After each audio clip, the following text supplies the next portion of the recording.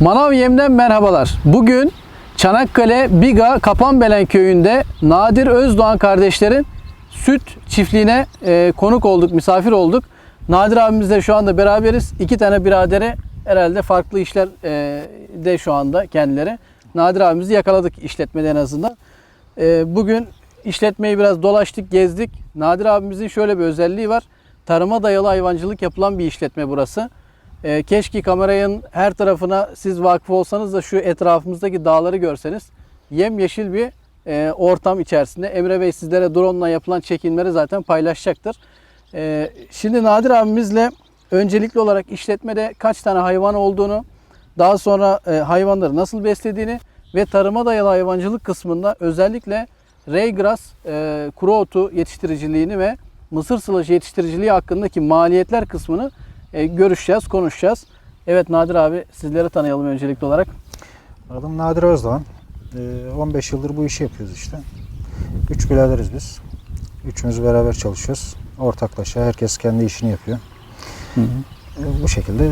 Evet abi, bizde mesela bazen kış oluyor, bazen yaz oluyor. Burası Biga'dan Çan'a doğru uzanan bir yol. Evet. Arada bir gelip uğruyoruz Nadir abimize. Bakıyoruz, bir birader gübre çekiyor, öteki birader tarla sürmeye gidiyor, öteki birader hayvanlara bakıyor. Güzel yani böyle bir işbirliği içerisindeyiz. İşbirliği. Evet, bir İMC usulüyle bir iş bölümü yapıyorsunuz. Abi şu anda işletmenizde kaç tane anaç hayvan vardır? Şu anda 22 tane. 22 anaç hayvanımız. Sağmal olarak 22 tane hayvanımız var. Hı hı. Bunlardan şu an 3 tanesi kuru dönem. 3 kuru dönem, 4 tanesi kuru döneme geçmek üzere. Geçmek üzere. Geri kalanlar sağılır işte. 2 tane süt içen buzağınız var. Evet. İkisi ilk laktasyonla, diğerleri ikinci laktasyon diyebiliriz yani. Diyebiliriz. Evet. Bir de şu anda 2 tane süt içen buzağının annesi boşta. Yani boş. Gebe değil. Bir de 2 tane de normal orta tarafta bir hayvan var. 15 tane hayvanımız da gebe. Aynen. İnek olarak bahsedecek olursak. Burada abi şu anda süt yemi olarak hangi yemimizi kullanıyoruz? Prestige 19, Manav Yem'in Prestige 19'unu kullanıyoruz biz. Yani protein olarak yüksek bir protein kullanmıyoruz. Genel olarak bu şekilde tercih ediyorsunuz. Genel olarak evet bu şekilde. Bunun yanında abi mısır sılajı, Reygras kuru otu, buğday samanı, buğday otu da oluyor dönem dönem. Dönem. Şu anki elimizde olanlar yani. Şu anda oturduğumuz bir arazi, burası tamamen sizin çayır mera olarak kullandığınız bir yer. Hatta münavebeli otlatma gibi olmuş herhalde sanırım. Burada elektrikli tel çekmişsiniz. Geçen hafta burasını otlatmışsınız. Herhalde bu hafta yan tarafa mı salacaksınız? İkiye bölüyoruz burasını. 15 dönüm arazi burası. Evet abi, 15 dönüm. 10 gün bir tarafta otluyorlar. 10 gün bir tarafta sulamayla yetişiyor yani. Bütün yaz aşağı yukarı çayırda oluyor. Şurada şeyi de görüyoruz. Artezyen falan var sanırım. Orada var. Burada var. Sulama kuyumuz var orada. Evet abi, çok güzel, gayet iyi. Bunlara da salmış oluyoruz. Abi çiftlikte yem karma olarak akşamdan akşama günde bir sefer yem karma yapıyoruz. Tamam. Yem karma içerisine attığımız ürünleri akşam sağımdan sonra hayvanlar, inekler yiyor. Aynen. Sabaha kadar önlerinde duruyor. Hatta şu saate kadar da önlerinde duruyor. Biz de gördük zaten. Önlerinde bir şeyler bulunmuş oluyor. Şimdi abi bu hayvanları sonuçta siz kaba yem kısmını, özellikle Reygras ve mısır sılajı kısmını siz temin ediyorsunuz. Tabii, tarıma dayalı bir hayvancılık yapıyorsunuz. Gördüğümüz kadarıyla da ot biçme makineniz var. Ot toplama makineniz var. Balya makineniz var. Bir de mısır sılajı biçme makineniz var. Tek sıralı şeklinde. Şimdi hesap yaptık sizinle beraber. 127 dönümlük bir arazi işliyorsunuz. Evet. 127 dönüm. Totalde o kadar. Totalde o kadar. Bir 12 dönüm sanırım şu arka tarafta bir buğday ekmişsiniz. Onu bu sene buğday ektik işte. Araziyi dinlendireceğiz. O bayağı uzun süredir mısır ot olarak kullandığımız için. Evet abi, bu sene onu dinlendireceğiz. Dinlendirmeye girdi. Bir de 115 dönümlük ilk ürün Reygras, ikinci üründe mısır sılajı ekimi yapacağız bu sene. Şu anda Reygraslar var zaten üzerinde. Var. Onların da zamanı geliyor artık, biçimlere başlayacağız yani. Ne zaman mesela biçmeyi planlıyorsunuz abi? Bayrama yakın, haftaya başlarız mesela. Bayrama kadar bitiririz. Tamam. Bayram sonra da kuruması, bağlaması artı üstüne sürmesi, yani mısır silajlık mısırların ekilmesi şeklinde söyleyebiliriz. Temmuz ayına kadar da silajlık mısırları ekmiş oluruz yani. Evet abi. Şimdi şöyle bir hesap yapsak. Mesela sizinle yazdık zaten, çizdik. 80 dönüm bir mısır silajı ekeceğiz. Dekarda da 6 ton bir mısır silajı beklentimiz söz konusu. Ortalama 480 ton bir mısır silajı ekimi planlıyoruz. Şimdi diyelim ki tohumdan başlamak üzere hesap yapacak olursak Bir paket mesela tohum kaç kilogram? 25 kilogram falan mı aşağı yukarı? Adet olarak 50.000 adet oluyor. Hı. Tohum büyüklüğüne göre 20 kilo çıkan oluyor, 15 kilo çıkan oluyor. Ama adet olarak 50.000 adet olarak. 50.000 adet üzerinden 50.000, konuşuyoruz. tabii, 50.000 adet. Bu 50.000 adet tohum 450 TL. Yani 450 Paket şekli. çeşit çeşit. Çeşit çeşit 5-6 dekara da yetecek düzeyde olmuş oluyor. Aynen. Biz bunu hesapladığımız zaman abi 80 dönüm için 15 paket bize tohum lazım Evet, 15 paket. ortalama. 450 lirayla çarptığımız zaman 6.750 TL tohum parası gitmiş olacak bizden. Doğrudur. Mısır sılajını ekiyoruz şimdi. Buna ilk olarak üre vereceğiz. 40 çuval 80 dönüm için. Toprak altı, üre. Toprak altı 18-46 mı diye geçiyor. 18-40. Yani ben 18-46'yı kullanıyorum. 3-15'ler Bir de var toprağın mesela. ihtiyacına göre de. Tabii yani, yani sizin bu şey, bölgesel olarak bu toprağın bölgesel. ihtiyacına göre. 40 çuval üre 110 liradan 4.400 TL. 40 çuval toprak altı 18-46 130 TL'den 5.200 TL. Damlama sulama yapıyorsunuz. Damlama boruları da dekara 150 TL'lik bir 150 lira civarında düşüyor. düşüyor. Onu da 80 ile çarptığımız zaman 12.000 TL'lik abi bir damlama borusu maliyetiniz ortaya çıkacak. Evet. Elektrik parası olarak geçtiğimiz yıl takriben abi ne kadar ödeme yapmıştınız elektrik? 8-9 bin civarıydı herhalde. 10 bin de olabilir. Tabii 9 bin 10 bin arası bir elektrik ödememiz oldu. Tamam. Bu yıl biraz elektriğe falan zam geldiğini farz edersek tabii takriben %20 %30 da zam gelirse o ne olur? 10 bin lira olsa %20'den 12 bin lira. 12 bin lira civarı bir elektrik parası harcarız. Dekara ne kadar abi mazot harcarız? Şimdi Mısır sılajı ekiminde? ekimine kadar aşağı yukarı ne demiştik biz ona? 40 lira civarı. 40 lira. 80 dönüm üstünden hesapladık. Evet, 40 lira civarı sürmesi ekime kadar 3200 liralık bir mazot 3200 masrafı lira. çıkıyor. 3500 lira civarı diyebiliriz yani. Diyebiliriz. 3500 arası diyebiliriz. 3500. Bir de siz sılajı biçtikten sonra nasıl depoluyorsunuz abi? Toprak altı gömme usulü bizde. Yer hazırlıyorsunuz böyle. Yeri hazırlıyoruz, düzeltiyoruz. Düzeltiyorsunuz. Ondan sonra çekiyoruz, eziyoruz, güzelce tepiyoruz onu. Römorkları deviriyorsunuz. Tabii. Traktör, Traktör tekerleğiyle eziyorsunuz. Eziyoruz onları. Ondan sonra Düzgün bir şekilde sıkıştırılıp hava almayacak şekilde kapatıldığı zaman ziyan olmuyor ama evet. Biraz burasını hadi boş ver böyle deyip de önemli Biraz üstünkörü geçildiği zaman yaparsan o zaman zayiat bozulmalar çıkabiliyor. oluyor yani. Evet abi. O zaman 1000 lirada herhalde onu ölçek naylon masrafı falan mı gidiyor? 1000 lira, Civarı. 1000 lira civarı evet. Şimdi abi biz diyebiliriz. bunların hepsini total bir hesap yaptık az önce. 44.550 TL bir maliyet çıkıyor. 80 dekarlık, 80 dönümlük mısır sılajı ekebilmek için. Beklentimiz de 480 ton sılaj. Bunu da hesaba vurduğumuz zaman 9.3 kuruş kilogram maliyeti çıkıyor. Yani 10 kuruş diyebiliriz. Bir de %10 fire genellikle koymamız gerekiyor.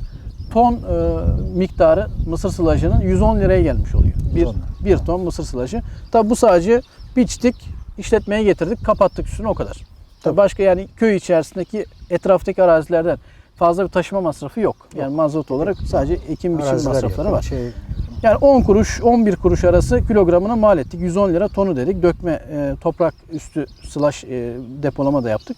Raygrass'a bahsedecek olursak abi. Raygrass'ı da yıllardan beri ekiyorsunuz herhalde. Bayağı oldu. 3-4 senedir ekiyorum. Bu genelde tohumunu kendim elde ediyorum. İçeri veriyorum. Belli bir araziyi bırakıyorum. Evet abi. Kendi ihtiyacım olan tohumu. Bunun da maliyeti bana 10 lira civarında oluyor. 1 kilogram tohum 1 kilogram. maliyeti 10 TL. Evet. Tamam. Dönemine 5 kilo ekiyorum ekim zamanı. Evet abi. Dekara 5 kilo atılacak şekilde tohum atıyorum.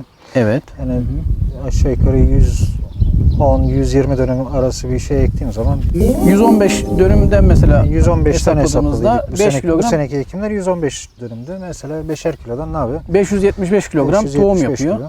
O da 10 liradan maliyeti olduğuna göre bana 5750 lira bir maliyeti oluyor. Evet. Tamam. Raygrass ekiyoruz diyelim ki 5750 lira tohum masrafımız var. Buna gübre olarak ne atacağız abi? Gübre fazla atmıyorum ben buna. Toprak altı kullanıyorum. 3.15 kullanıyorum burada. 3.15. Tamam. 15 kilo dekara atıyorum. Evet. Ondan sonra Şu anda herhalde 2 lira falan mıdır kilogramı? 100 lira yani civarı olsa. 100 lira olsa bugünlerde bilmiyorum tabii, benim aldığım zamanlarda 100 liraydı. 15 kilogram çarpı 115 dönüm desek 1725 kilogram 35 çuval civarı bir gübre gidecek. Yani 100 liradan 3500 TL'lik bir gübre atmış olacağız. aynen öyle. Tamam. 3500 lira. Mazot ne kadar yakarız? Mazot bunun ekimini bitirene kadar aşağı yukarı 100 Sürme, bin yani, kapatma, ızgara. kapatma, ızgara 40 lira falan civarı olur mu? olur. Olur. 40 liraya 115 dönüme de 40 lira onu hesaplarsak 4600 lira falan 4600, çıkıyor. 4500. 5000 lira mazot deyiver yani. Reygras suluyor musunuz abi? Regras bizde sulama yok. Yani Bu regras köyde sulamayız yok biz. şu anda. Yani şu anda sulama yapmıyoruz. İstenirse sulanabilir ikinci biçim için. Verim artar mı? Yani ilk verim kadar alamasan da %60, %70 bir şekilde alabilirsin. Yani kendi masrafını çıkartır ama değil mi? Çıkartır. Sulama masrafını çıkartır, Yani fazla- tasarruf sağlatır. Zaten fazla sulamayacaksın. Havalar ısınana kadar iki sulama yapsan. Hangi aylar arasında mesela sulama imkanımız olsa ne zaman Yani sulamak istersiniz? Sulama imkanımız olduktan sonra mesela şu anda Mayıs 15 civarlarında biçersin bunu, kaldırırsın. Birinci ürün. Birinci ürün. Tamam. Ondan sonra 2 sulama yaparsın. Hı hı. Birer hafta, 10 gün arayla. O yetişecektir zaten. Sıcaklık da arttığı için Sıcaklık boylanma arttığı hızlı için oluyor. Hızlanacak. Haziran'ın sonuna doğru da ikinci biçimi yapabilirsin. Bir daha sularsak Bir daha sularsak burada işte havalar aşırı ısındığı için bu ot tohuma dönüyor. erken Fazla olgunlaşıyor. uzama yapmıyor. Fazla uzama yapmıyor. Fazla uzama yapmıyor ama tohuma dönüyor. Evet abi. Burada da bayağı gene de %40, %50 bir verim alabilirsin ilk biçime göre. İlk biçime göre. Tamam. Orada sulama yapmadığımızı farz edersek biçme artı toplama dekara ne kadar mazot maliyetimiz olur? Biçtik, dekara topladık. 20 lira falan civarı bir hesap 20 lira yaptık civarı sizinle. bir şey. 115 dekar için 3300 TL mazot masrafı gitti. Peki abi sizde balya makinesi de var. Kendiniz balya yapacaksınız. Tabii. Ne kadar bir ip masrafımız olur buradaki?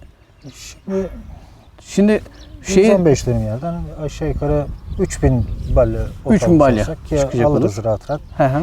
3000 balya otu 800-900 lira bir mazot maliyetiyle bağlayabiliriz. Bağlayabiliriz. İp olarak da kaç olarak, kilogram ip çıkar takriben? 100 kilo da ip gider. Onun da Aşağı yukarı maliyeti 100 kilo ip 3 ton ipine göre yani 3300 tane kadar bağlıyor 100 kilo ip. 1500 lira herhalde bir ip masrafı 1500 olur. lirada yani şu anda tonu 15.000 liradan 1500 lirada ip masrafın olur. Peki abi işçi tutuyor musunuz? Yazın mesela Şimdi tabii yetişemiyoruz. Biz de 3 kişi olsak da her ne kadar 3 kişi olsak da bir taraftan hasat olurken diğer taraftan da silajlık ekimler oluyor. evet abi. Mecburen hammal tutuyoruz yani. Hammallar Orada personel arkadaşlardan yararlanıyoruz taşıtırıyoruz. taşıma bedeli olarak. Bu sene de büyük ihtimalle 2 liradan balle başı 2 lira olacaktır. Hı hı. 3000 tane balleyi de 2 liradan 6000 lira. 6000 bir maliyetiniz TL taşıma olacaktır masrafı olur. Toplamda abi 115 dönüm reygrası hazırladık. Tohumundan tutun da işte mazotuna kadar, gübresine kadar biçtik, balyaladık, eve teslim ettik. 25.450 TL masrafımız çıkıyor. Yani. Bunu da abi 3000 balyayı 25 kilogramdan hesaplayacak olursak ortalama 27 de gelebiliyor ama biz 25'ini hesaplıyoruz. 75.000 kilogram yapıyor. 75 ton bir reygras kuru otu çıkmış oluyor. 25.450 TL 75.000 kilograma böldüğümüz 34 kuruş kilogram başı bir reygrasın maliyeti çıkıyor. 25 kilogramla çarparsak 8,5 lira balya başı maliyet. %10 da fire hesaplıyoruz abi. 9-9,5 lira. Yani takriben 10 lira reygrasın kendiniz ekip biçtiğiniz için balyası kuru balya olarak size teslim olmuş oluyor. Aynen. Şimdi abi şöyle bir mukayese yapacak olursak. Şimdi az önce mısır sılajından bahsettik. Şimdi de reygras kuru otundan bahsettik. Sezonda mesela satın alma yapsak diyelim ki reygrası kaç paraya mal edebiliriz? Şu anda balya başı 20 lira. Reygras'ın balya başı 20 lira. liraya maliyetin olur yani. Siz bunu 9,5-10 liraya mal 9,5-10 ettiniz. lira, yarı yarı. Komple yarı yarı bir tasarruf.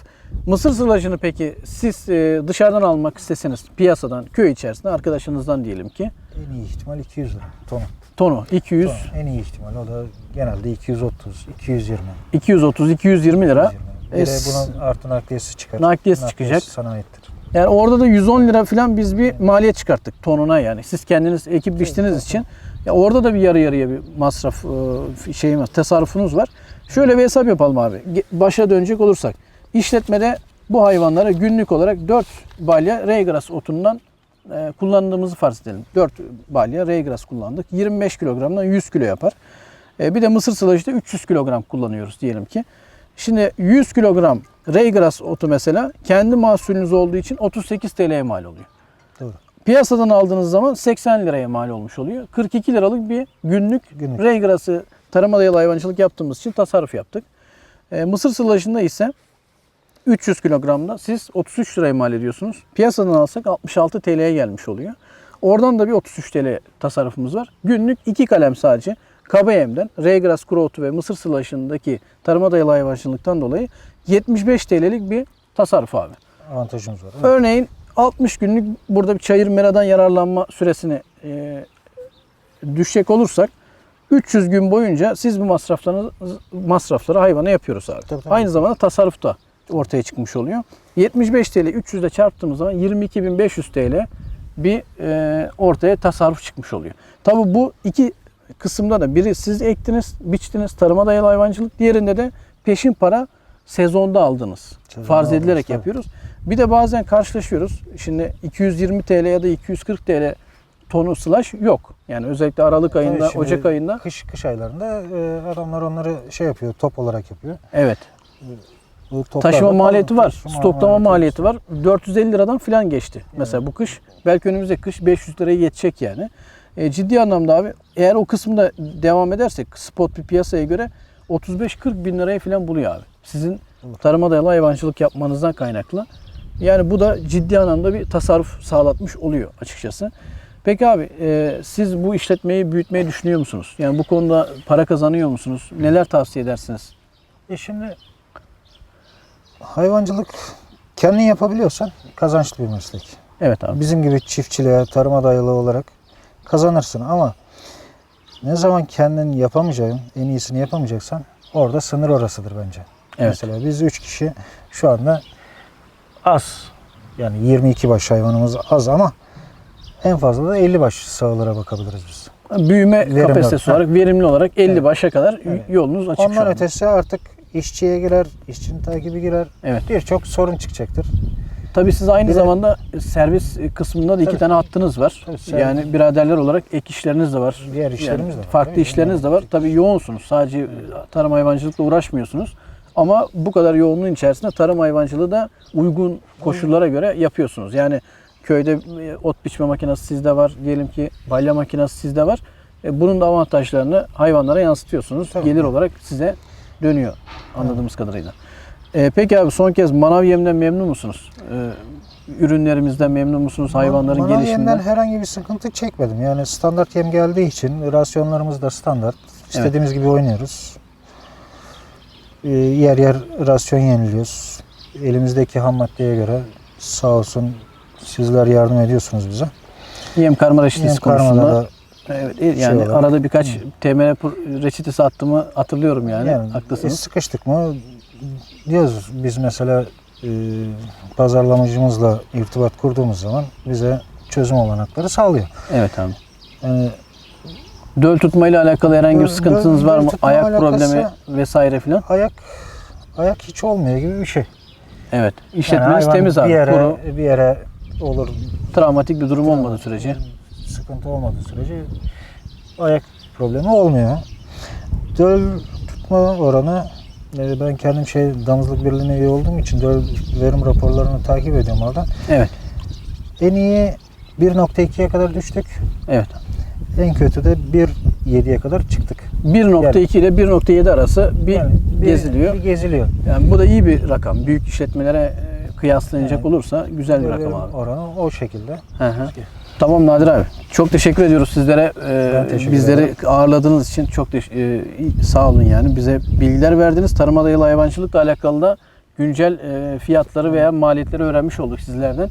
Bu açıdan da izleyenlerimize de bunu paylaşmış olacağız. Çok teşekkürler tekrardan. Ben teşekkür ederim. Sağ olun abi. Videomuzu beğendiyseniz beğenmeyi ve kanalımıza abone olmayı unutmayalım. Alt kısımda yorumları da yazabilirsiniz. Burada bahsettiğimiz değerleri ekranda veya alt kısımda sizlere paylaşacağız. Eğer tarıma dayalı hayvancılıkla piyasadaki satın almaları karşılaştırma yapmak isterseniz buradaki rakamlara ulaşabilirsiniz. Bir başka programda görüşmek üzere. Şimdilik hoşça kalın.